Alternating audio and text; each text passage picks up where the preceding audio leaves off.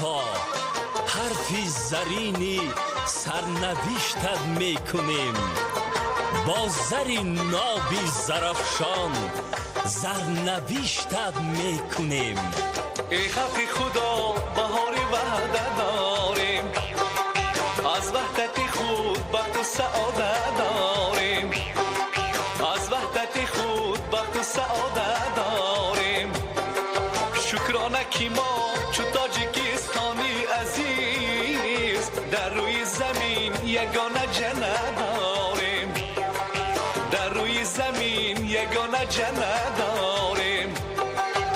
بگذار ایدی وحدت باشد نویدی وحدت، بگذار ایدی وحدت باشد نویدی وحدت. رستم نجات سوهیم گرد آفریدی وحدت، رستم نجات سوهیم گرد آفریدی وحدت.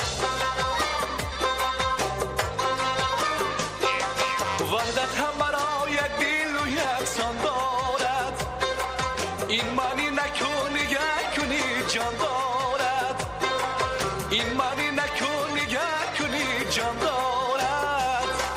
با نامی بلندی پیشوا می نازد هر یک نفره که تاجیکستان دارد، هر یک نفره که تاجیکستان دارد.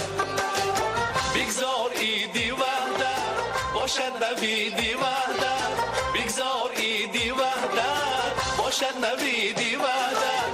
رستم نجات سوهیم گرد آفریدی وحدت، رستم نجات سوهیم گرد آفریدی وحدت.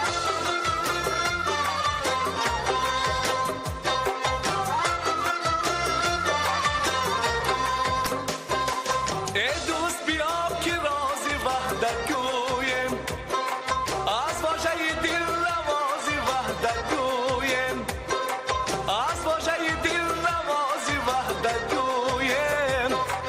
در حلقه هم نشسته صدق و صفا، شعر و سخن از بیازی وحدت گویم، شعر و سخن از بیازی وحدت گویم. بگذار ایدی وحدت باشد نویدی وحدت، رستم نجات سوهیم گرد آفریدی وحدت. ای خلق من مبارک ایدی سعیدی وحدت، ای خلق من مبارک ایدی سعیدی وحدت، ای خلق من مبارک ایدی سعیدی وحدت.